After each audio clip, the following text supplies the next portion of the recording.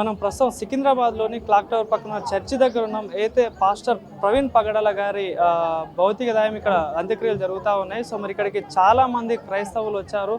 అయితే అటు ఏపీ నుండి కానీ టీఎస్ నుండి చాలామంది తరలి వస్తున్నారు. సో ఆయన చూడడానికి అయితే ఆయన మాట్లాడే మాటలు కానీ అవన్నీ చాలా ఇష్టం మాకు, ఏదైనా సూటిగా మాట్లాడతారంటూ కూడా వాళ్ళందరూ చెప్తా ఉన్నారు. సో మరి మాట్లాడించే ప్రయత్నం చేద్దాం. మరి అసలు ఈ మరణం వెనకాల జరిగిందేంటి? ఒక పక్క యాక్సిడెంట్ అని కొందరు అంటా ఉన్నారు, కొందరేమో ఇది హత్య అనే కంపల్సరీ హత్య అని అంటా ఉన్నారు. మాట్లాడించే ప్రయత్నం చేద్దాం. ఇక్కడ చాలామంది వాళ్ళకి సంబంధించిన వాళ్ళు ఉన్నారు. సరే ఏంటి మరి ఈ మరణం వెనకాల ఏమైంది అనుకుంటున్నారు? ఒక మీ ఆయన ఇది ఏదైనా సూటిగా మాట్లాడతారు, గతంలో ఒక డిబేట్లో కూడా మాట్లాడారు. సో అదే కారణం అని చాలామంది చెప్తా ఉన్నారు. సో ఏంటి మీకు తెలిసిన ఇన్ఫర్మేషన్? ఆయన చాలా సౌమ్యుడు.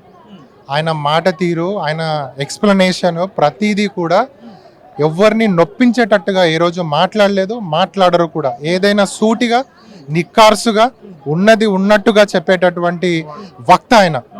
ఆయన నవ్వుతూ ఏ ప్రశ్ననైనా నవ్వుతూ స్వీకరిస్తాడు, ఏ ప్రశ్ననైనా నవ్వుతూనే సమాధానం కూడా చెప్తాడు. అంత మంచి వ్యక్తిని ఈ విధంగా దారుణమైన హత్య చేయటం అనేది చాలా బాధాకరం. క్రైస్తవుల మేమందరము కూడా ఈరోజు చాలా బలంగా ఖండిస్తున్నాము.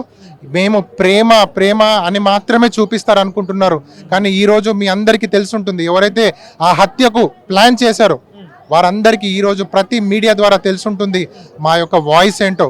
కాబట్టి అంత మంచి వ్యక్తికి ఇలా జరగటం చాలా దారుణం. సో మాకు న్యాయం కావాలి. న్యాయం వచ్చే వరకు కూడా మేము మా గల్లాన్ని విప్పుతూనే ఉంటాం, పోరాడుతూనే ఉంటాం.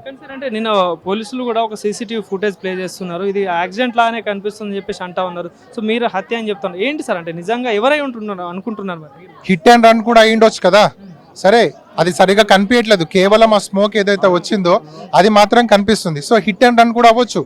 సో దాని వెనకాల మరి ఎక్కడి నుంచి, హైదరాబాద్ నుంచి ఆయన బయలుదేరారు, అక్కడి నుంచి కూడా మరి సీసీ కెమెరా ఫుటేజ్ కావాలి, అన్ని బయటికి తీయాలి. ఒకవేళ ఇంకా వేరే విధంగా అంటే లైక్ హిట్ అండ్ రన్లో ఆ కార్స్ ఏవేవి వెళ్ళాయో ఆ టైంలో, ఆ పర్టికులర్ టైంలో వాటన్నిటిని కూడా మనం బయటికి తీసుకొచ్చినప్పుడు మనకు క్లియర్గా తెలుస్తుంది. అంటే ఇప్పుడు మీరు చెప్తుందంటే కార్లో ఉన్న వాళ్ళు కూడా కావాలని అంటే ప్లాన్ గా చేసి అయ్యిండొచ్చు ఫాలో అవుతూ హైదరాబాద్ నుంచే దాడిలో భాగంగా ఆయన హైదరాబాద్ నుంచి బయలుదేరినప్పుడో లేకపోతే మధ్యదారిలోనో మళ్ళీ ఆయన ఫోన్ లో మాట్లాడుతున్నట్టుగా తెలుస్తుంది ఫుటేజ్ లో. మరి ఎవరితో మాట్లాడారు? ఆయన స్వీకరించాడా కాల్ని, లేకపోతే కాల్ ఆయన చేశాడా? ఇవన్నీ కూడా బయటికి రావాల్సి ఉంది. తర్వాత అక్కడ కట్టె స్టిక్స్ అవి ఏవైతే ఉన్నాయో వాటి మీద రక్తం కనపడ్డము, తర్వాత మళ్ళీ స్టిక్స్ మాయమైపోవడము. పోనీ బండి యాక్సిడెంట్ అయితే స్కిడ్, ఒక వీడియో కూడా రిలీజ్ చేశారు. ఒకవేళ బండి స్కిడ్ అయితే ఆ స్కిడ్ అయినటువంటి దాఖలాలు లైక్ ఇట్లా రాసుకొని వెళ్ళడము, స్క్రాచెస్ ఇవన్నీ ఉంటాయి. సో రోడ్ కూడా కొద్దిగా దాని గుర్తు కనిపిస్తుంది, అవేమి కూడా లేవు. అక్కడ చంపి పడేసినట్టుగానే మాకు అనిపిస్తుంది.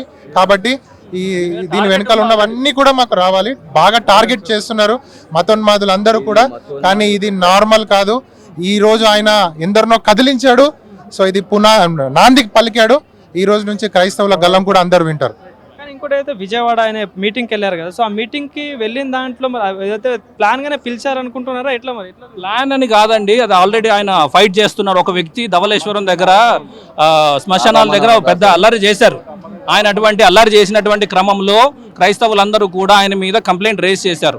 దానికి మద్దతు తెలపడానికి అనేటువంటి వర్షన్ ఒకటి వినిపిస్తుంది. అది పూర్తిగా నిజం కూడా కాకపోవచ్చు, ఎందుకంటే ఆయన ఇక్కడ నుంచి వెళ్ళిన తర్వాత ఆయన వెళ్ళినటువంటి ఫోన్ కానీ అవన్నీ ట్రాక్ చేస్తే, దర్యాప్తు కనుక క్షుణ్ణంగా మంచిగా చేస్తే కనుక ఇవన్నీ విషయాలన్నీ అసలు నిజాలు బయటకు వస్తాయి. అయితే అక్కడ ఒక వర్షన్ మాత్రం వినిపిస్తుంది ఏంటంటే ఆయన అక్కడ వెళ్ళటం, అక్కడ ఎవరో పిలిచారనేటువంటిది ఉంది. కాకపోతే నిజంగా పిలిచారా, ప్లాన్ చేశారా అనేది తెలీదు. కాకపోతే ఒకటి ఏంటంటే గత జనవరి 31వ తారీఖు నుంచి కూడా ఆయన తెలియజేస్తున్నారు క్లియర్గా, భయం అంటే థ్రెట్ ఉంది, నన్ను ఎవరైనా చెప్పేశారు కావచ్చు. ఆయన పోస్టులు కూడా పెట్టడం చూసాం మనం. చాలా మంది వార్నింగ్ కూడా ఇచ్చారు సార్. అది అందరికి సోషల్ మీడియాలో వీడియోస్ వైరల్ అవుతున్నాయి. అందరూ కూడా బాహాటంగా అవి చూస్తున్నారు. ఎవరు వార్నింగ్ ఇచ్చారనేటువంటి విషయాలు మనం పేర్లు ప్రస్తావించకపోయినా ప్రజలందరికీ తెలుసు. కొంతమంది పేర్లు తెలుసు, కొంతమంది పోస్టులు ఇప్పటికీ పెడుతున్నారు, కొంతమంది సునకానందం పొందుతున్నారు. ఆడు చనిపోయాడు అనేటువంటి రీల్స్ కూడా చేస్తున్నారు. ఇది ఎంత అమానవీయమో ఇంకా వాళ్ళ విజ్ఞతకే వదిలేస్తున్నాం. ఎందుకంటే క్రైస్తవులుగా మాకంటూ ఒక నైతికత ఉంది కాబట్టి, మేమంటూ ఒకటి బోధించాలి కాబట్టి, ఒక శత్రువునైనా ప్రేమించాల్సినటువంటి సమయం వస్తే ఖచ్చితంగా చేరదీస్తాం. కానీ వాళ్ళు దాని రాక్షస ఆనందం పొందుతున్నారు. వాళ్ళకి ఆ కన్విక్షన్ లేనప్పుడు మేము కూడా దాన్ని ఖండిస్తున్నాం. ప్రభుత్వాలు దీని గురించి కఠినమైనటువంటి చర్యలు తీసుకుంటే తప్ప ఇటువంటి నిజాలు బయటికి రావు, ఇటువంటి క్రైమ్ ఆగదు. దాడులు అనేవి ఆగవు.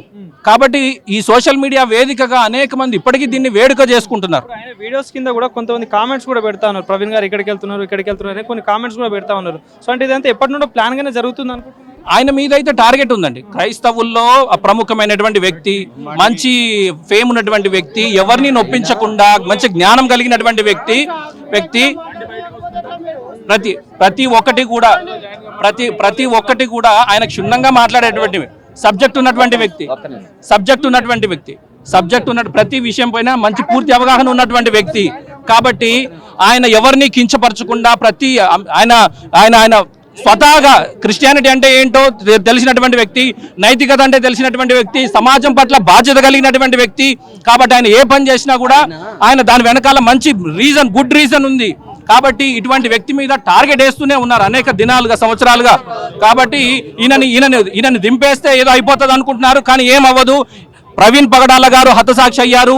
ఇటువంటి హతసాక్షులకు చాలా మందికి ప్రేరణ అయ్యారు. ఎప్పటికీ ఆయన ప్రేరణ అవుతూనే ఉంటారు. ఇది మరణం అయిపోయింది అనుకోవద్దు మతోన్మాదులారా, ఖబర్దార్. అనేక మంది ప్రవీణ్ మతోన్మాదులు అనేటువంటి వాడు ఎవడనో ఒక ఉగ్రవాది చస్తే సంతోషించాలి, కానీ మన భారతదేశ క్షేమం కోసం కోరుకున్నటువంటి వాడు చచ్చిపోతే ఇంత దారుణంగా కామెంట్స్ పెడతాడు. అసలు బుద్ధి ఉన్నదంటారా? ఏమంటే ఇది రాజకీయ పరంగా కూడా వాళ్ళకి బలం ఉందని, అలాగే మతపరంగా కూడా వాళ్ళకి బలం ఉందనేటువంటి ధైర్యంతోనే ఈ రకమైనటువంటి దాడులు చేస్తున్నారు. ఇప్పటికైనా సరే ప్రభుత్వం వారు గుర్తించి ఏమండి అందరినీ సమాన భావంతో చూడాలి. అందరూ భారతీయులమే కదా, భారతీయులందరూ నా సహోదరులు అంటారు కదా. ఇలాంటి దాడులు జరుగుతూ ఉంటుంటే వాళ్ళు మాకు పట్టలేనట్టు ఎట్లా ఉంటారు నాయకులు?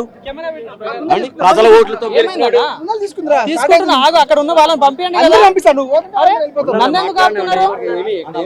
ఓకే, అర్థమైంది. అట్లా గుంజుస్తానైందన్నా, చేయి తీయండి మీరు, చేయి పెట్టకండి పైన. ఓకే, చేయి పెట్టకు. అరే వాళ్ళని పంపియన్నా, చేయి పెట్టకు. అందరూ కూడా కోఆపరేట్ చేయాలి.